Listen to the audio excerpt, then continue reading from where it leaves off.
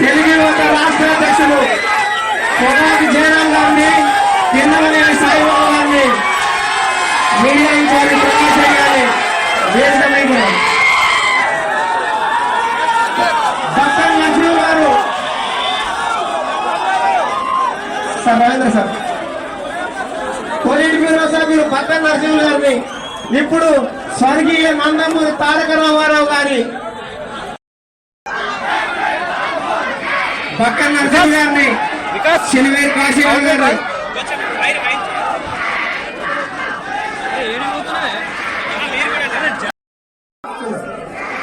Media వాళ్ళు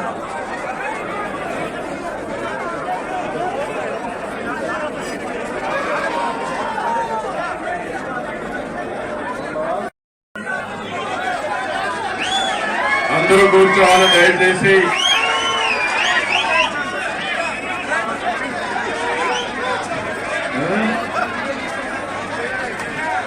చెప్పండి. రామనాథన్ గారు, బక్కన్ గారు ఈ వేదిక మీద ఆహ్వానితులు కాని వారు దిగవలసిందిగా విజ్ఞప్తి చేస్తున్నారు.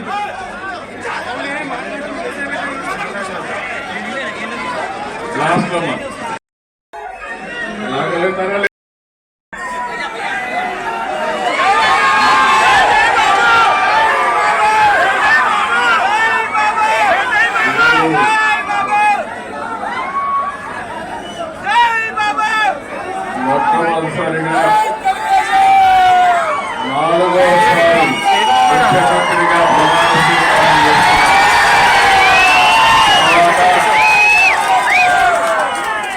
హైదరాబాద్కు వచ్చాను. ఎన్టీఆర్ ట్రస్ట్ బిల్డింగ్కి వచ్చాను. నా ఆత్మీయులందరినీ ఒకసారి కలిసి అభినందన తెలియజేయాలి, కృతజ్ఞతలు తెలియజేయాలి అనే ఉద్దేశం ఇక్కడికి వచ్చినప్పుడు మీరు చూపించే అభిమానం చూస్తా ఉంటే నాకెంతో ఆనందం, నాకు ఒక ఉత్సాహాన్ని కూడా మిమ్మల్ని చూస్తా ఉంటే ఇంకా ఎక్కువ చేయాలనే ఉత్సాహం వస్తా ఉంది. వేదిక పైన వేదిక ముందర ఉన్నటువంటి నాకు ప్రాణ సమానమైన తెలుగుదేశం పార్టీ కుటుంబ సభ్యులందరికీ పేరు పేరున మనస్ఫూర్తిగా నమస్కారాలు, అభినందనలు. ఈరోజు ఇక్కడ మొన్న ఎలక్షన్ లో కూడా మనం పోటీ చేయలేదు, కానీ కార్యకర్తలు చూస్తే ఎక్కడి నుంచి వచ్చారో నాకు తెలియదు, కానీ ఇంత పెద్ద యుద్ధం రాగలిగారంటే అది తెలుగుదేశం పార్టీ బలం.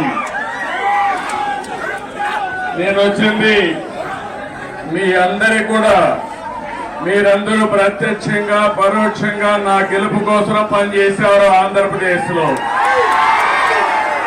అలాంటి మీ అందరికీ కూడా ధన్యవాదాలు, కృతజ్ఞతలు. ఒక్క విషయం మనం గుర్తుపెట్టుకోవాలి, మహానాయకుడు యుగ పురుషుడు నందమూరి తారక రామారావు గారు తెలుగుదేశం పార్టీ పెట్టింది ఈ గడ్డపైనే. ఆ రోజు ఆయన ఆలోచించింది ఏదో రాజకీయాల కోసం రాలేదు, లేకుంటే రాజకీయాల్ని అధికారం కోసం వచ్చి ఉపయోగించుకోవాలని రాలేదు. తెలుగు జాతికి అన్యాయం జరిగింది, నా జాతిని కాపాడుకోవాలని ఏకైక లక్ష్యంతో ఎన్టీ రామారావు గారు వచ్చారు. పార్టీ పెట్టిన విధానం కూడా మీరు చూశారు. ఎమ్మెల్యే క్వార్టర్ లో ఆ రోజు ఏ విధంగా అయితే 10 మందిని కలవడానికి వచ్చాడు, వస్తే పెద్ద ఎత్తున ప్రజలు వస్తే అప్పటికప్పుడే తెలుగుదేశం పార్టీని నామకరణం చేసి అనౌన్స్ చేశారు. ఈ రోజు కూడా నేను చూస్తున్నాను మనందరినీ, మిమ్మల్ని చూస్తా ఉంటే మళ్ళీ తెలంగాణ గడ్డపై తెలుగుదేశం వస్తుంది,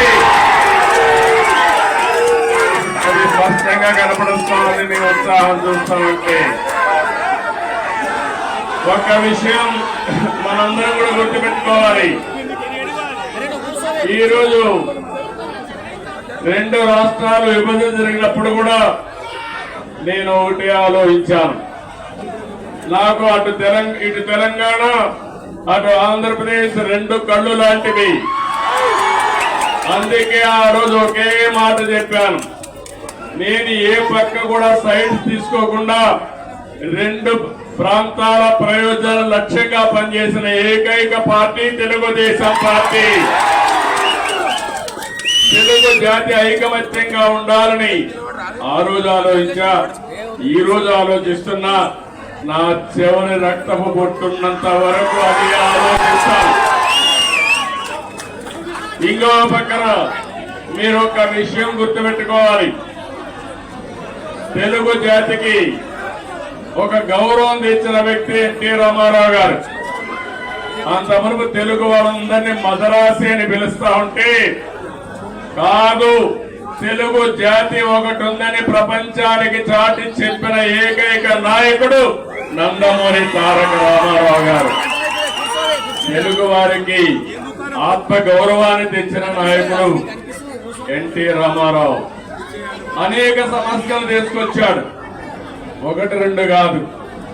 ఒకప్పుడు తెలంగాణలో అయితే కరణం మున్సబులు పటేల్ పట్వారి విధానం భయంకరంగా ఉంటే రద్దు చేసిన తర్వాత ఈ ప్రాంత ప్రజానీకం మాకు స్వాతంత్రం వచ్చిందని పండగ చేసుకున్న సందర్భం అది. ఈరోజు తెలుగు రాష్ట్రాల్లో బ్రహ్మాండంగా వెనుకబడిన వర్గాలు ముందుకు వచ్చారంటే అది ఎన్టీ రామారావు గారు చూపించిన చొరవ, ఆయన తీసుకున్న చర్యలేనని చెప్పి నేను మీకు తెలియజేస్తున్నా. అనేక పరిపాలనా సంస్కరణలు తీసుకొచ్చారు. మొట్టమొదటిసారిగా దేశంలోనే సంక్షేమానికి నాంది పలికిన ఏకైక నాయకుడు నందమూరి తారక రామారావు గారని కూడా నేను మీకు తెలియజేస్తున్నా. ఆ తర్వాత ఈరోజు మనం పార్టీలో చూస్తా ఉంటే ఎక్కడ చూసినా 20 ఏళ్లైంది అధికారం పోయి 2004, ఈరోజు 2024 అధికారం పోయిందే గాని మీలో పట్టుదల తగ్గలేదని చెప్పి మీకు తెలియజేస్తున్నా. రోజు రోజుకు అభిమానం పెరుగుతా ఉంది. కొంతమంది నాయకులు పోయారు కానీ కార్యకర్తలు మాత్రం పోలేదు.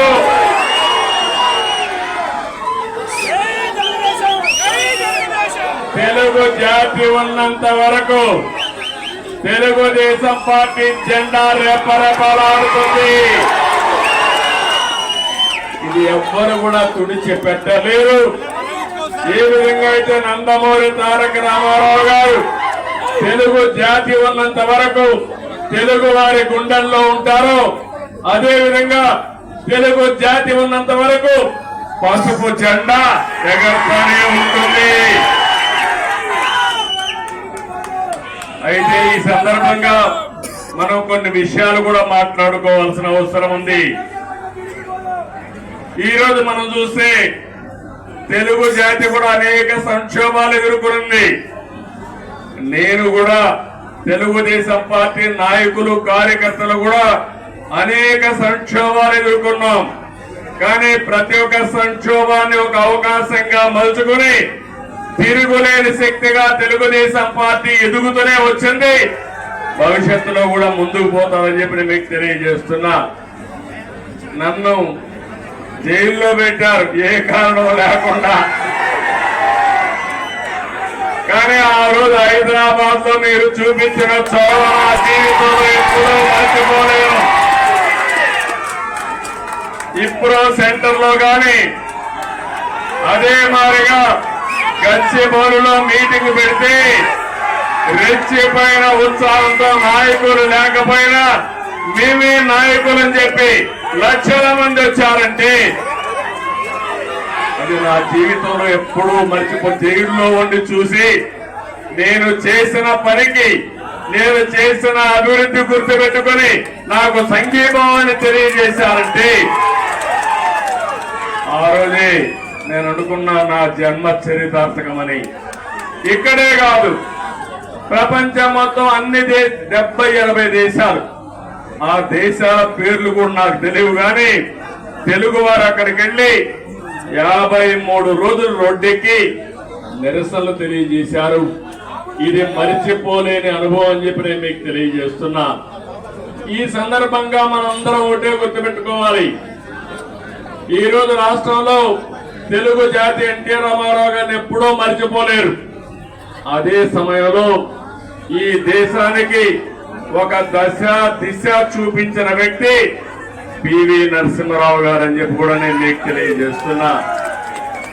ఆర్థిక సంస్కరణలు 1997లో పివి నరసింహారావు గారు మొట్టమొదటిసారిగా అమలు చేశారు.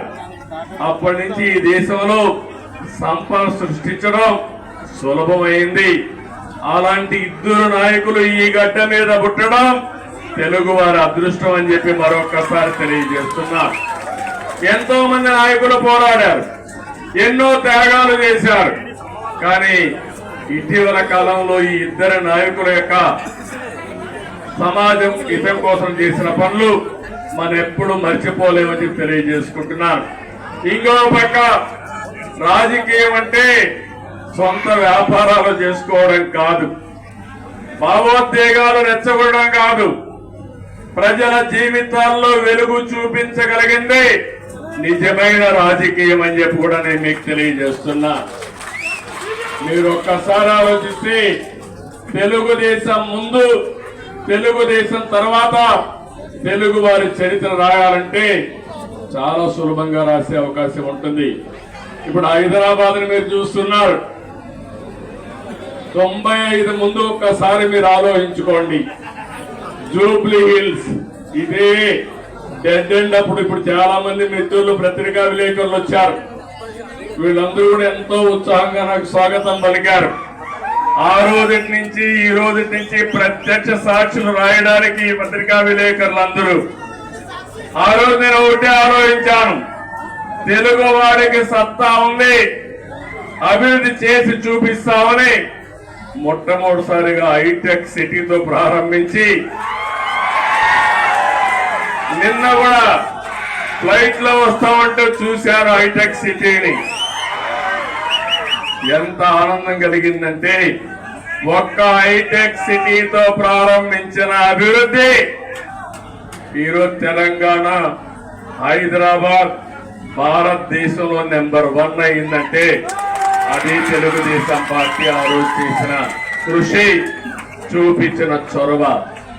ఏ రాజకీయ నాయకుడికైనా, ఏ పార్టీకైనా దీనికంటే కూడా ఏ తృప్తి ఉండదని చెప్పి నేను మీకు తెలియజేస్తున్నా.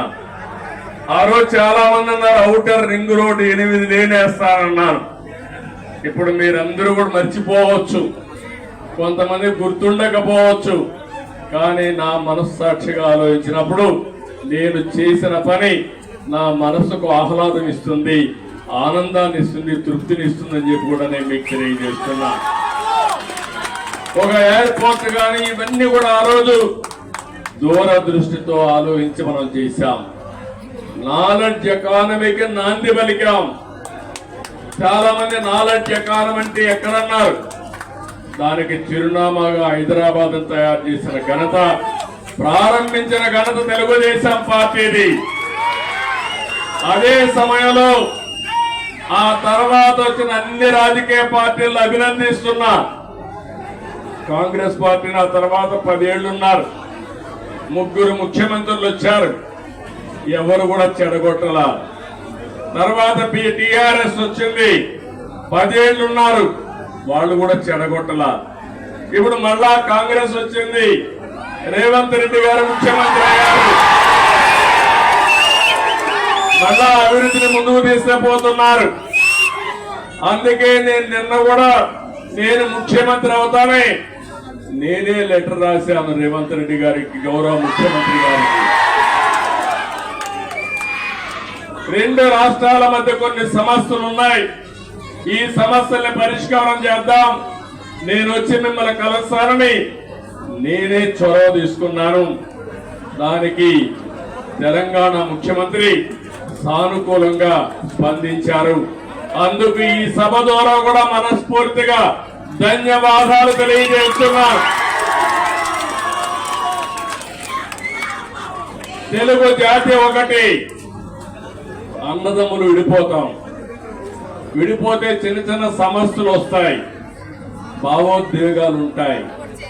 కానీ అది శాశ్వతంగా ఉండకూడదు. ఎప్పుడైనా అన్నదమ్ములు విడిపోయినా బయట వాళ్ళు మన మీదకి వస్తే మన ఇద్దరం ఒకటేనని చెప్పి నిరూపించావునా కాదా? ఆ ఐకమత్యం ఇక్కడ ఉండాల్సిన అవసరం ఉంది. మన జాతి ఒకటి, తెలుగు జాతి. మనం మాట్లాడే భాష ఒకటి, తెలుగు భాష. భాషను కాపాడుకోవాలి, జాతి ప్రయోజనాలు పరిరక్షించుకోవాలి. రెండు రాష్ట్రాలు కూడా బాగుపడాలి, ముందుకెళ్ళాలి. అదే తెలుగుదేశం పార్టీ ధ్యేయం కూడా అవునా కాదా మీరే ఆలోచించుకోవాల్సిన అవసరం ఉంది. ఇంకొక పక్కన మీరు ఒకసారి చూస్తే రెండు రాష్ట్రాలు విడిపోయిన తర్వాత, అన్నాదమ్ములు విడిపోయిన తర్వాత ఎవరి కుంపటి వాళ్ళదే. కష్టపడితే సుఖపడతారు, ఎక్కువ సంపాదించుకుంటే ఆనందంగా ఉంటారు. అయితే అదే సమయంలో ఏదైనా కలిసి పనిచేస్తే ఒక న్యూ ఎనర్జీ కూడా వస్తుంది. ఇద్దరు ఐకమత్యంగా ఉంటే ఐకమత్యం చాలా బలాన్ని ఇస్తుంది. ఒకప్పుడు 42 మంది ఎంపీలు ఉండేవాళ్ళు ఆంధ్ర రాష్ట్రంలో.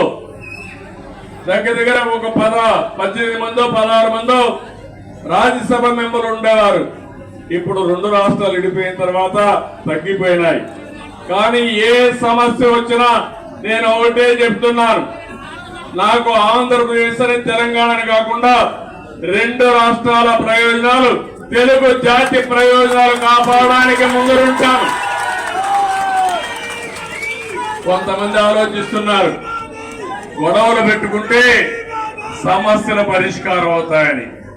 గొడవలు పెట్టుకుంటే నీళ్లు రావు, సమస్యల పరిష్కారం కావు, అభివృద్ధి జరగదు. దానివల్ల లాభం కంటే ఎక్కువ నష్టం వస్తుంది. ఆ విధంగా కాకుండా ఎక్కడికక్కడ సానుకూలంగా చర్చల ద్వారా ఏదైనా సమస్యలుంటే పరిష్కారం చేసుకుని ముందుకు పోవడంలో రెండు రాష్ట్రాలు కూడా ముందుకు పోవాల్సిన అవసరం ఉంది. ఇంకొక విషయం కూడా మనం గుర్తుపెట్టుకోవాలి, రెండు రాష్ట్రాల్లో మనోభావాలు ఉన్నాయి. ఒకప్పుడు సమైక్య ఆంధ్రప్రదేశ్ లో కూడా తెలంగాణలో ఒక మనోభావాలు ఉండేటివి, రాయలసీమలో ఇంకొక విధంగా ఆలోచించేవాళ్ళు, ఉత్తరాంధ్ర ప్రజానీకం ఒక విధంగా ఆలోచించేవాళ్ళు. దానికి కారణం ఎక్కడికక్కడ సమస్యలు, అక్కడుండే ప్రత్యేకమైన పరిస్థితులు ఉంటాయి. కానీ ఈ రోజు కూడా సమస్యలు ఉంటాయి, మనోభావాలు ఉంటాయి. అందరి మనోభావాలు గౌరవిస్తూనే ఎక్కడికక్కడ ఐకమత్యంగా పోయి ఇచ్చిపుచ్చుకునే ధోరణిలో సమస్యలు పరిష్కారం చేసుకోగలిగితే దానికంటే ఇంకొకటి ఉండదని చెప్పి కూడా నేను మీకు తెలియజేస్తున్నా. ఇంకొక విషయం కూడా ఇక్కడ కూడా మీరు చూస్తున్నారా, ఈరోజు ఇక్కడ కాంగ్రెస్ ప్రభుత్వం ఉంది, ఆంధ్రప్రదేశ్ లో ఎన్డీఏ ప్రభుత్వం ఉంది. రెండు ప్రభుత్వాలు ఇవి. అలాంటప్పుడు ఒకరికో ఒక ఆలోచనలు ఉంటాయి, సిద్ధాంతపరంగా కొన్ని ఆలోచనలు ఉంటాయి. కానీ ఏమున్నా తెలుగు జాతి ప్రయోజనాలు వచ్చినప్పుడు మాత్రం అందరం కలిసి పనిచేసుకోవాల్సిన అవసరం ఉందని చెప్పి కూడా నేను మీకు తెలియజేస్తున్నా. ఆ దిశగానే నిన్న చర్చలు జరిగాయి. ఆ చర్చలు చాలా వరకు ముందుకు తీసుకుపోతాయని కూడా నేను ఆశిస్తున్నా. కొంతమంది ఆలోచిస్తున్నారు, ఆ ఆలోచనలు మంచివి కాదు. నేను ఒకటే చెప్తున్నా, ఆ రోజు కూడా ఇన్ని జరిగితే చాలా మంది చాలా విషయాలు మాట్లాడితే నేను చేసిన అభివృద్ధిని కూడా కొంతమంది వక్రీకరించి మాట్లాడారు. కొంతమంది అన్నారు, నువ్వు మొత్తం హైదరాబాద్ ని అభివృద్ధి చేసావు కాబట్టి రాష్ట్రం విడిపోయిందని కూడా శాపనార్థాలు పెట్టిన వాళ్ళు కొంతమంది ఉన్నారు నా మీద. నేను ఒకటే ఆ రోజు చెప్పాను, ఆ రోజు గాని ఈ రోజు గాని ముందు ఒక ప్రాంతం అభివృద్ధి కావాలి, అది రాజధానితో ప్రారంభం అవుతుంది, అది చివరికి మారుమూల ప్రాంతాలు కూడా స్ప్రెడ్ అవుతుందని చెప్పి ఆ రోజు చెప్పా. ఆ విషయం చాలా మంది మర్చిపోయి అనేక విధాలుగా మాట్లాడే పరిస్థితికి వచ్చారు. ఈ రోజు ఒక ఉదాహరణ చెబుతున్నాను మీ అందరికీ. తెలంగాణ ఆంధ్రప్రదేశ్ రాష్ట్రాలు 2 రాష్ట్రాలుగా విడిపోయాం. విడిపోయిన తర్వాత 10 సంవత్సరాల సుదీర్ఘ పరిపాలన 2 రాష్ట్రాల్లో జరిగింది. అనేక రాజకీయ మార్పులు చేర్పులు కూడా వచ్చాయి. మీరు చూస్తే నేను ముఖ్యమంత్రి అయినప్పుడు మొట్టమొదటిసారిగా 2014లో రాష్ట్రం విడిపోయినప్పుడు తెలంగాణ ఆంధ్రప్రదేశ్ తలసరి ఆదాయం 35% వ్యత్యాసం. అంటే తెలంగాణ 35% తలసరి ఆదాయం ఎక్కువ ఉంది. దానికి కారణం హైదరాబాద్ నగరం. అయితే నేను బాగా కష్టపడి 2019 నుంచి 24 వరకు కష్టపడితే 14 నుంచి 19 వరకు కష్టపడితే ఆ వ్యత్యాసాన్ని 27.5%కి తగ్గించా. అంటే 35 నుంచి 27.5 అంటే 7.5%కి తగ్గింది. మళ్ళా ప్రభుత్వం వచ్చింది, ప్రభుత్వం వచ్చింది. 5 ఏళ్ళు ఇష్టానుసారంగా చేశారు.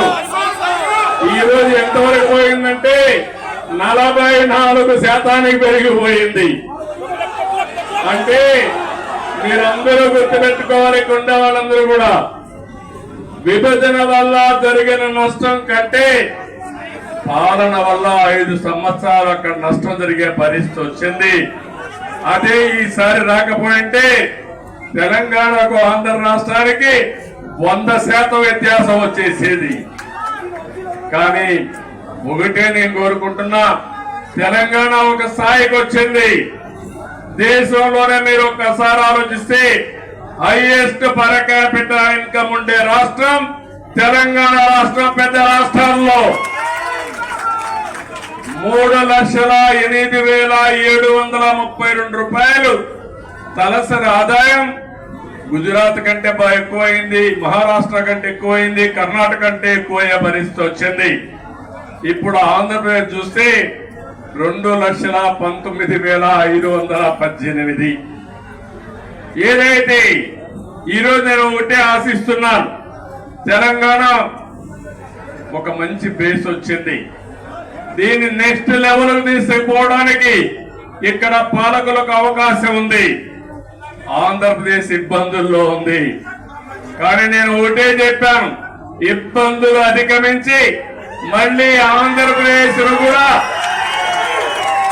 గట్టెక్కించే బాధ్యత, అభివృద్ధి చేసే బాధ్యత నేను తీసుకుంటానని చెప్పి కూడా నేను మీకు తెలియజేస్తున్నా. నా ఆలోచన ఒకటే, ఒక విషయం మీరందరూ గుర్తుపెట్టుకోవాలి. నేను పదే పదే చెప్తున్నాను, కొంతమందికి నమ్మకాలు ఉండవు. నేను ఎప్పుడో తయారు చేశాను విజన్ 2020 అని. కొంతమంది అన్నారు ఇది ఎక్కడ విజన్, ఇది 420 అని కూడా మాట్లాడారు. కొంతమంది కంప్యూటర్, నేను సెల్ ఫోన్స్ గురించి మాట్లాడితే సెల్ ఫోన్ తిండి పెడుతుందని కూడా మాట్లాడారు. ఇక్కడే నేను హైదరాబాద్ లో ఖైరతాబాద్ రోడ్లన్నీ వెడల్పు చేశాను. వెడల్పు చేస్తే చేయకూడదని అడ్డం పడ్డారు. ప్రజలు ఒప్పుకున్నా, నాయకులు ఒప్పుకోలేదు ఆ రోజుల్లో. కానీ అవన్నీ నేను పట్టించుకోలేదు, ముందుకెళ్ళాం. ఈ రోజు మళ్ళా మీ అందరికీ ఒకటే చెప్తున్నాను, 2047కి భారతదేశం ప్రపంచంలోనే నెంబర్ 1 గా కానీ ఉంటుంది. వికసిత్ భారత్. నరేంద్ర మోడీ గారు మాట్లాడుతున్నారు. నేను ఆలోచించేది, ఈ వికసిత్ భారత్ లో నెంబర్ 1 కమ్యూనిటీ ఏదంటే తెలంగాణ ఆంధ్ర రాష్ట్రంలో ఉండే తెలుగు జాతి ఉండాలి. ప్రపంచంలో భారతీయులు నెంబర్ 1 గా ఉంటారు. అందులో 35% తెలుగు వాడు ఉండాలని నేను ఆలోచిస్తున్నా.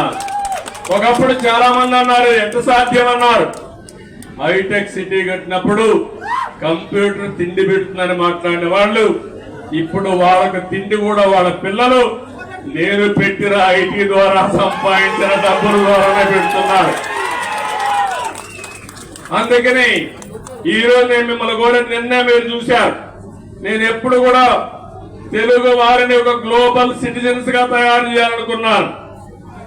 ఆ రోజు ఇక్కడ హైదరాబాద్ లో పనిచేస్తా ఉంటే పనిచేసే రోజుల్లో నేను చెప్పేవాడిని, మీరు జాబ్ వర్క్ చేస్తున్నారు, అమెరికాలో డేటా పంపిస్తే డేటా ఎంట్రీ చేయడానికి పరిమితం అవుతున్నారు. ఒక్కొక్కసారి అమెరికాలో వేరే దేశాల్లో ఇంగ్లీష్ మాట్లాడే విధానం మన వాళ్ళకి అర్థమయ్యేది కాదు, మన వాళ్ళు ఇంగ్లీష్ చెప్తే వాళ్ళకి అర్థమయ్యేది కాదు. అప్పుడే బ్రిటన్ నుంచి లెక్చరర్స్ తీసుకొచ్చి ప్రత్యేకమైన ట్రైనింగ్ ఇప్పించి ప్రొనౌన్సియేషన్ ఇవన్నీ నేర్పించారంటే అది నాకున్న పట్టుదల ఆ రోజుల్లోనే. అక్కడి నుంచి ఒక మాట చెప్పాను, మీరు ఉద్యోగం చేస్తున్న ఇప్పుడు జాబ్ వర్క్ చేస్తున్నారు, అది కాదు ప్రోడక్ట్లు తయారు చేయాలి ఐటీలో ఆ రోజు చెప్పారు. అప్పుడు ఆ ఆలోచన కొద్దిగా వచ్చారు. ఇంకో పక్క నేను ఒక మాట చెప్పాను, మీరు ఉద్యోగాలు చేయడం కాదు, మీరు ఉద్యోగాలు ఇచ్చే పరిస్థితి రావాలని చెప్పాను. ఈరోజు తెలుగు జాతి ఉద్యోగ కల్పన, ఉద్యోగాలు ఇచ్చే పరిస్థితి ఉంది. ఇక్కడే కాదు, ప్రపంచం మొత్తం కూడా కంపెనీలు పెట్టి ఉద్యోగాలు ఇస్తున్నారు. అందుకని ఆ రోజు నేను చెప్పింది గ్లోబల్ సిటిజన్స్ గా ఉండాలని చెప్పాను. ఈ రోజు చెప్తున్నాను, తెలుగు జాతి గ్లోబల్ లీడర్స్ గా ఉండాలి. అన్ని రంగాల్లో మీరు నెంబర్ 1 గా ఉండాలి. కార్పొరేట్ గవర్నెన్స్ లో, అదే మరిగా పబ్లిక్ గవర్నెన్స్ లో కూడా నెంబర్ 1 గా ఉండాలి. నిన్న మీరు చూశారు, మొన్నటి వరకు బ్రిటన్ పరిపాలించినటువంటి వ్యక్తి మన దేశీయుడే, సునాయక్ ఉన్నాడు ఆయన. ఇప్పుడు ఆయన ఓడిపోయాడు ఆ పార్టీలో. కానీ 25 మంది పార్లమెంట్ మెంబర్లు భారతీయ సంతతి అంటే ఇండియన్స్ అయ్యారంటే అది ఇండియన్స్ యొక్క శక్తి, సామర్థ్యం అని మీ అందరికి విజ్ఞప్తి చేస్తున్నా. ఇలాంటివన్నీ జరుగుతుంటే నా ఆలోచన ఒకటే, మనం అందరికీ తెలివితేటలున్నాయి. ప్రపంచంలో అందరికంటే కూడా ఆమోదయోగ్యమైన వ్యక్తులు భారతీయులు, అందులో అగ్రస్థానంలో ఉండే వ్యక్తులు తెలుగు జాతి. ఇది మనం అందరం కూడా, అందుకే నేను చెప్తున్నా, సేవ ఒకప్పుడు 75 సంవత్సరాలకు ముందు బ్రిటిష్ వాళ్ళు వచ్చి మనల బారి పరిపాలించారు. వాణిజ్య కార్యక్రమాలకు వచ్చారు, వ్యాపార నిమిత్తం వచ్చారు, తర్వాత పాలకులుగా మారారు. మనకు అలాంటి ఆలోచనలు లేవు. కానీ ప్రపంచానికి సేవ చేసే అవకాశం భారతీయులకు ఉంది. సర్వీస్ ద్వారా, కంపెనీల్లో పనిచేసే ద్వారా, లేకపోతే రాజకీయాల్లో కూడా ప్రజలకు సేవ చేసే అవకాశం మన వాళ్ళకు ఉంది. దానికి కారణం ఎక్కువ యంగ్స్టర్స్ ఉన్నారు, టెక్నాలజీ బాగా నేర్చుకున్నారు, మంచి నాయకత్వాన్ని ఇస్తున్నారు. ఇవన్నీ కూడా ప్రోత్సహించి 2047కి ప్రపంచంలో 30% అగ్రస్థానంలో తెలుగు జాతి ఉండాలి. దానికోసం నేను పనిచేస్తా.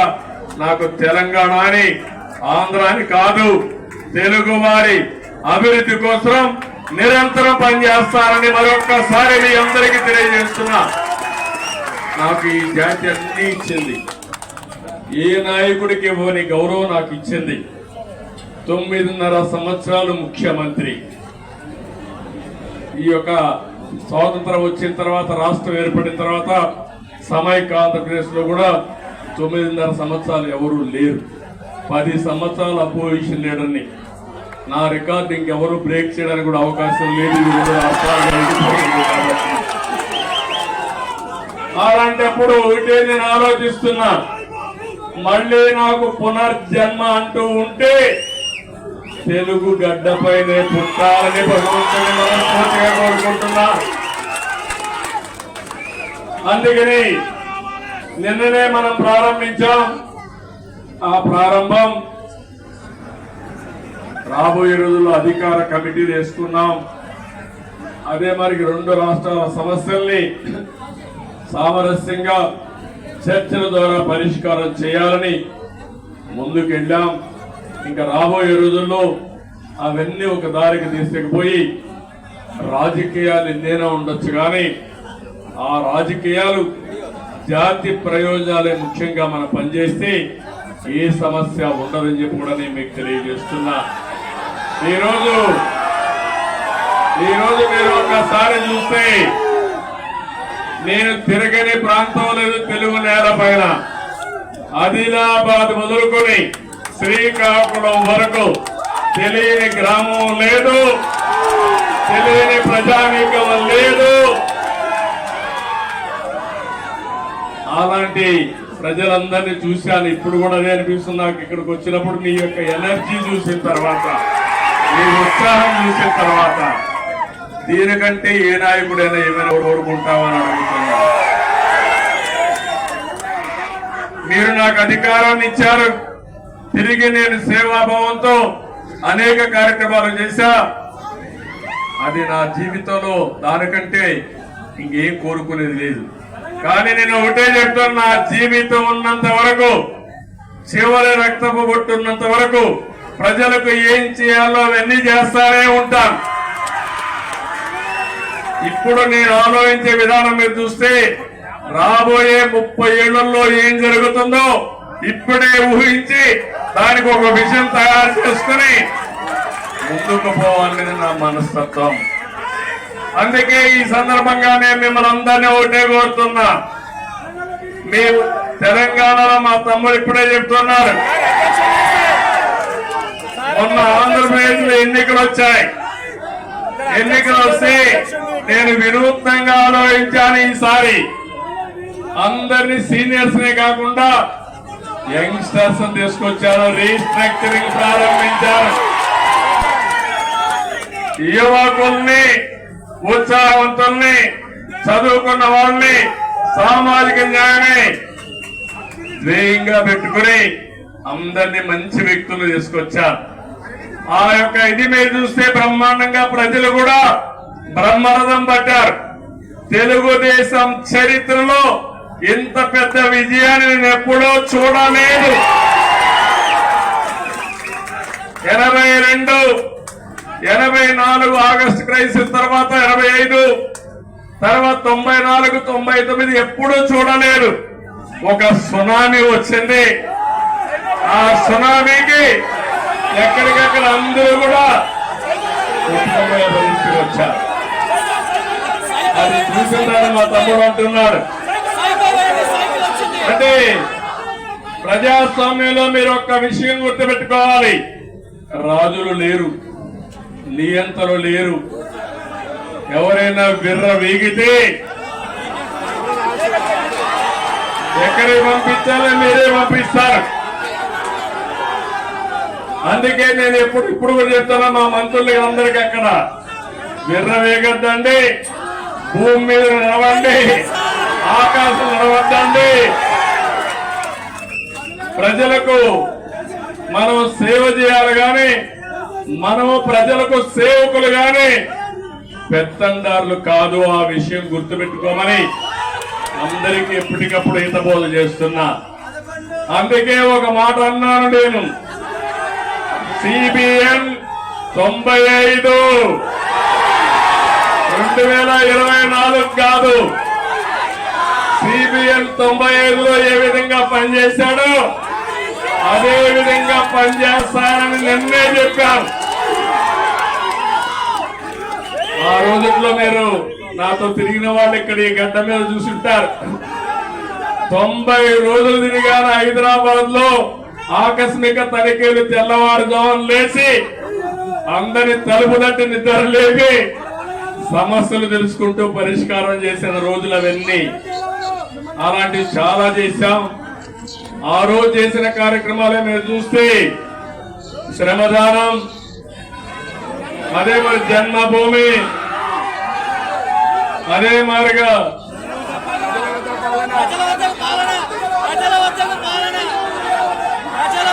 ఒకటి రెండు కాదు, నేను చేసిన ప్రోగ్రాం మీరే ఎక్కువగా మాట్లాడుతున్నారు. ఆ రోజు పరిపాలన ఒక ఉద్యమ స్ఫూర్తితో తీసుకుపోయినా అవునా కాదా అని అడుగుతున్నా. కొత్త కొత్త ఆలోచనలు చేశాం. ఆ ఆలోచనల్ని ఎక్కడికక్కడ అమలు చేశాం. నన్ను అడిగారు, నేను సైబరాబాద్ అంటే కొంతమంది నన్ను ఎగతాళి చేశారు, ఏంటిది కొత్త విషయం మాట్లాడుతున్నా అని.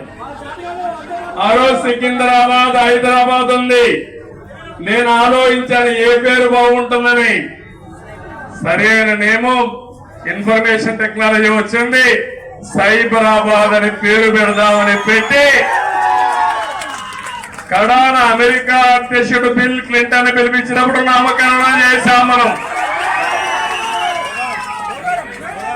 మన టెక్నాలజీ ఆయన చూసి ఆ రోజుల్లోనే ఆశ్చర్యపోయాడు. ఒక హైదరాబాద్ లో టెక్నాలజీ ఇంత అడాప్ట్ చేసుకున్నారా అని.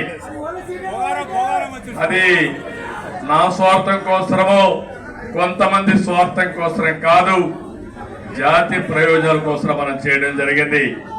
ఇక్కడుండే నాయకులందరికీ మీ అందరికీ ఒకటే చెప్తున్నాను, 20 ఏళ్లుగా అపోజిషన్ లో ఉన్నాం.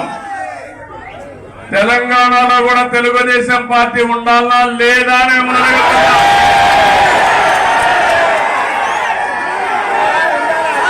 తెలుగు వారి ప్రయోజనాల కోసం తెలుగుదేశం పార్టీ ఉండాలా లేదా అని మిమ్మల్ని అడుగుతున్నా. తెలంగాణ గడ్డ పైన పుట్టిన పార్టీ ఉండాలా లేదా అని అడుగుతున్నా. తప్పకుండా ఇక్కడ పార్టీ కోసం పనిచేసిన కార్యకర్తలు ఉన్నారు. తొందరలోనే పార్టీని రీస్ట్రక్చరింగ్ చేస్తా, మళ్ళా యువకుల్ని ప్రోత్సహిస్తా, యువ రక్తాన్ని ఎక్కిస్తాం, చదువుకున్న వ్యక్తులందరినీ కూడా తీసుకొస్తాం. నేను ముందే విధంగా అయితే ఆలోచించాను, ఇప్పుడు టెక్నాలజీ కూడా వచ్చింది కాబట్టి ఆంధ్రప్రదేశ్ ఒక విధానం, తెలంగాణ ఇంకొక విధానంతో ఆలోచించి ప్రత్యేకమైన శ్రద్ధ పెట్టి ఒక మంచి పార్టీని అభివృద్ధి చేద్దాం. ఇక్కడ తెలుగుదేశం పార్టీకి ఒక ప్రత్యేకత ఉంది. అధికారం ఉన్నా ప్రతిపక్షంలో ఉన్నా ఎప్పుడూ ప్రజాపక్షంలోనే మనం ఉంటాం. ఈరోజు ఎన్టీఆర్ ట్రస్ట్ బిల్డింగ్ ఇది. మీరు పక్కన చూస్తే బ్లడ్ బ్యాంక్ ఉంది. భువనేశ్వరి గారి నాయకత్వంలో స్కూల్స్ పెట్టా. ఆ రోజు నేను పెట్టిన తర్వాత, నేను రాజకీయాల్లో యాక్టివ్ అయిన తర్వాత ఆ మేనేజ్మెంట్ ఆవిడ చూస్తా ఉంది. ఇంకో పక్క బసవతారకం క్యాన్సర్ హాస్పిటల్ ఈ రోడ్ లోనే ఉంది. అది మన నాయకుడి కళ. ఆ రోజు ఆయన ఆలోచించారు, ఎవరైతే మా అత్తగారు క్యాన్సర్ తో చనిపోతే ఇంకొకరి మారిగా చనిపోకూడదని ఆలోచించి క్యాన్సర్ హాస్పిటల్ ప్రారంభించాం. చేయాలని ఆలోచన వచ్చింది. తర్వాత నేను ముఖ్యమంత్రి అయిన తర్వాత దాన్ని అభివృద్ధి చేశాను. ఇప్పుడు బాలకృష్ణ గారి ఆధ్వర్యంలో బసవతారకం క్యాన్సర్ హాస్పిటల్ ఈ ప్రాంతంలో ఎనలేని సేవలు అందిస్తున్నారు. ఒక ఇన్స్టిట్యూషన్ పెడితే ఎప్పుడు కూడా మీరు ఒక్కసారి గుర్తుపెట్టుకోండి, తెలుగుదేశం పార్టీ ఒకే ఆలోచన.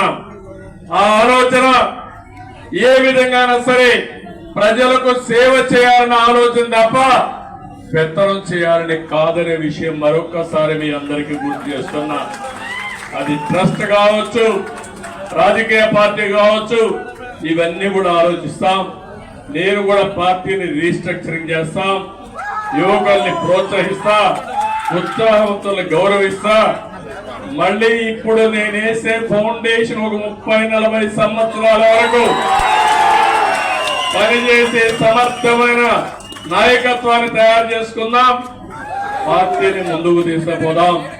ఈ సందర్భంలో మీరు చూశారు, ఆంధ్రప్రదేశ్ రాష్ట్రంలో కూడా నేను ఎన్ని ఇబ్బందులున్నా పవన్ కళ్యాణ్ గారు కూడా ముందుకొచ్చి ప్రభుత్వ వ్యతిరేక ఓటు చేయకూడదు, అందరూ కలిసి ఓటుగా ఉందామని నాంది పలికి నేను జైల్లో ఉన్నప్పుడు బేషరత్తుగా వచ్చి తెలుగుదేశం పార్టీతో పొత్తు పెట్టుకుంటామని చెప్పి పొత్తు పెట్టుకున్న వ్యక్తి పవన్ కళ్యాణ్ గారని కూడా నేను తెలియజేస్తున్నా. ఆ తర్వాత బీజేపీ కూడా ముందుకొచ్చి ముగ్గురం కలవాలి, ఆ రాష్ట్రాన్ని పునర్నిర్మాణం చేయాలని చెప్పి ఆలోచించాం. ఇవన్నీ కలయికలు బాగా పనిచేశాయి. అన్నింటికంటే యువగలం బాగా క్లిక్ అయింది. నిజం గెలవాలి కూడా బాగా మహిళల్లోకి వెళ్ళింది. ఒకటి కాదు, అన్ని కార్యక్రమాలు కూడా 1 by 1 బ్రహ్మాండంగా పనిచేశాయి. కడాలి నేను ఒక మాట చెప్పాలి, తెలంగాణ నుంచి ఎన్నికల ముందు రోజు అయితే 60-70 ట్రైన్లు వచ్చాయి. మామూలు కాదు, ఒక్కొక్క ట్రైన్ ఫుల్ గా వచ్చారు. ఏసీ ట్రైన్ లో పట్టరాని విధంగా మనుషులందరి దగ్గర ఓసారి ఏసీగా ఆఫ్ అయిపోతే సఫకేషన్ వస్తే ఏమవుతుందో తెలియదు. అది కూడా పట్టించుకోకుండా ఎట్టి పరిస్థితుల్లో మేము ఓటు వేయాలని ఊరు ఊరు కదిలొచ్చారు. కొంతమంది ఇక్కడ ఈ ప్రాంతం నుంచి పేదవాళ్ళు, చిన్న చిన్న పనులు చేసుకునేవాళ్ళు, వంట తయారు చేసుకుని క్యారియర్ పట్టుకొని వచ్చి ఓటేసి మళ్ళా తిరిగి వచ్చారంటే ఏ విధంగా వాళ్ళు రుణం తీర్చుకోవాలో నాకైతే అర్థం కావడం లేదు. చాలా మంది ఎన్ఆర్ఐలు అమెరికా నుంచి, ఆస్ట్రేలియా నుంచి, ఆఫ్రికా నుంచి, వివిధ దేశాల నుంచి లక్షల రూపాయలు ఖర్చు పెట్టుకుని ఒక ఓటేసి పోయారంటే కొన్ని నెలలు ఇక్కడే ఉండి గ్రామాల్లో తిరిగి పనిచేశారంటే వాళ్ళందరి రుణం తీర్చుకోవాల్సిన అవసరం ఉంది. అందరి కలయిక, అందరూ కలిసి పనిచేయడమే. మొన్న రాష్ట్ర ఎన్నికల్లో ఒక సునామీ వచ్చింది. ఈ సునామీ మా తమ్ముడు చెప్పినట్టు సైకోనే కాదు, అక్కడ ఒక భూతం ఉంది. నేను ఎవరిని రమ్మని అడిగితే వాళ్ళు అంటున్నారు, మీరు బాగానే ఉంది, మీ మీద మాకు నమ్మకం ఉంది, మీకు ట్రాక్ రికార్డు ఉంది, కానీ మీ రాష్ట్రంలో ఒక భూతం ఉంది. ఒకవేళ వస్తే మళ్ళీ మీ ప్రజలు ఎప్పుడైనా ఆలోచిస్తే మళ్ళా ఆ భూతం ముందుకు వస్తే మేమే పోతామని అడిగే పరిస్థితికి వస్తున్నారు. నేను చెప్పాను, ఆ భూతాన్ని పూర్తిగా భూస్థాపితం చేసే కార్యం తీసుకుంటాం. రాష్ట్ర ప్రయోజనాలే ధ్యేయంగా పనిచేస్తాం. ఆ రాష్ట్రంలో మీరు చూస్తే రాజకీయాల్లో అర్హత లేని వ్యక్తులు రాజకీయాల్లోకి వస్తే ఏం జరుగుతుందో దానికి నిదర్శనం మొన్న 5 సంవత్సరాలు. ఇప్పుడు నేను నిరూపించాల్సింది, రాజకీయాల్లో ఎలాంటి వ్యక్తులు మంచి వాళ్ళు ఉంటే ఏం జరుగుతుందో అది నిరూపించే సమయం వచ్చిందని చెప్పి కూడా నేను మీకు తెలియజేస్తున్నా. ఎక్స్పెక్టేషన్స్ ఎక్కువగా ఉన్నాయి. ఆకాశంలో చాలా మంది ఈ రోజే ఎక్కువ కూడా ఆలోచిస్తున్నారు, కానీ అక్కడ ఖజానా చూస్తే ఖాళీ అయిపోయింది. పనిచేసే వ్యక్తులు కూడా లేరు. అన్ని సమస్యలు సుడిగుండంలో ఉన్నాం. పర్వాలేదు, భగవంతుడు ఎప్పుడు నాకు ఒక ధైర్యాన్ని ఇస్తాడు. ఎప్పుడు కూడా సంక్షోభంలో అవకాశాలు వెతుక్కోవడం నా నైజం. తప్పకుండా మళ్ళా అలాంటి అవకాశాలు ఎదుర్కొని ఎక్కడికక్కడ ముందుకు పోతాం. 95 జరిగింది హైదరాబాద్ లో కూడా ఆ రోజు జీతాలు ఇవ్వలేకపోయా. 2004 కంత బెస్ట్ ఎకానమీగా తయారు చేశాం. కష్టాలు తెలిసిన పార్టీ తెలుగుదేశం పార్టీ, ప్రజల ఇబ్బందులు తెలిసిన పార్టీ తెలుగుదేశం పార్టీ. ఇవన్నీ చేస్తామని చెప్పి తెలియజేసుకుంటూ మరొకసారి మీ అందరినీ మనస్ఫూర్తిగా అభినందిస్తున్న ఇక్కడ మీడియా కూడా ఉన్నారు. మాకు సీట్లు లేకపోయినా, ఎన్నికల్లో పోటీ చేయకపోయినా, ఎప్పుడొచ్చినా మా పార్టీ విషయాలు గాని నన్ను గాని బాగా ప్రొజెక్ట్ చేసిన మీడియా కూడా మనస్ఫూర్తిగా ధన్యవాదాలు. ఇక్కడ కూడా కొన్ని ఉంటాయి, మీడియాలో కూడా బాధ లేదు. ఏది వాస్తవం అది చెప్తే సరిపోతుంది. కొంతమంది కావాలని ఇప్పుడు కూడా వక్రీకరించి చేస్తూనే ఉన్నారు. ఏం బాధ లేదు. నేను కూడా ఎంతమంది వక్రీకరించి మాట్లాడినా ప్రజలకు మిమ్మల్ని అందరినీ కూడా స్ట్రైటన్ చేసి, మేము జవాబుదారితనమే కాదు మీడియా కూడా జవాబుదారితనం తీసుకునేగా చేయాల్సిన బాధ్యత ఈ ప్రజాస్వామ్యంలో ఉంది. అది కూడా చేద్దామని చెప్పి తెలియజేసుకుంటూ మరొకసారి మీ అందరూ ఒక్కొక్కరే కలవాలనుకుంటారు కానీ సమయం లేదు, ఏమనుకోవద్దండి. సమస్యలు కోకొల్లలు ఉన్నాయి. ఆ సమస్యలన్నీ పరిష్కారం చేయాల్సిన బాధ్యత నాకుంది. తొందరలో మళ్ళీ వస్తా, పార్టీ ఆఫీసులో టైం ఇస్తా, అందరితో కలుస్తా. ముందు అక్కడ సెట్ చేసి మళ్ళా మీ దగ్గరకు వచ్చి ఎప్పటికప్పుడు మీకు అందుబాటులో కూడా ఉంటారని చెప్పి తెలియజేసుకుంటూ మరొక్కసారి ఈ రోజు మీ ఉత్సాహం చూశాను, అభిమానం చూశాను. నా జీవితంలో ఎప్పుడూ మర్చిపోలేను. ఇవన్నీ ఒక్కొక్క నాయకుడికి ఒక్కొక్క సమయంలో మధుర స్మృతులుగా జ్ఞాపకం ఉంటాయి. నేను ఎవరిని ఈ రోజు నమ్మని కూడా పిలవలేదు, కానీ ఈ పార్టీకి వచ్చి ఇక్కడికి వచ్చి 10 మందికి ధన్యవాదాలు తెలియచేయాలనే ఉద్దేశంతో వచ్చా. ఆ సందర్భంగా ఇంత పెద్ద ఎత్తున వచ్చారు. మీ అందరికీ పేరు పేరున మనస్ఫూర్తిగా కూడా శిరస్సు వంచి నా నమస్కారాలు తెలియజేసుకుంటూ, మీకే కాకుండా తెలంగాణ మారుమూల ప్రాంతాల్లో ఉండే తెలుగుదేశం పార్టీ శ్రేయోభిలాషులందరికీ మనస్ఫూర్తిగా అభినందనలు, ధన్యవాదాలు తెలియజేసుకుంటూ అందరికీ నమస్కారాలు. జై హింద్, జై తెలుగుదేశం, జై తెలంగాణ. తెలుగుదేశం పార్టీకి చంద్రబాబు నాయుడుతో దూరం చేయాలని కొన్ని పార్టీలు ప్రయత్నం చేసినా గుండె నిండా బాబు గారితో 20 సంవత్సరాలు మమేకమై ఉన్న ప్రతి కార్యకర్త గుండెల్లో ఉన్న మీకు ఎప్పటికీ ఈ గడ్డ రుణపడి ఉంటుందని విజ్ఞప్తి చేస్తూ ఇప్పుడు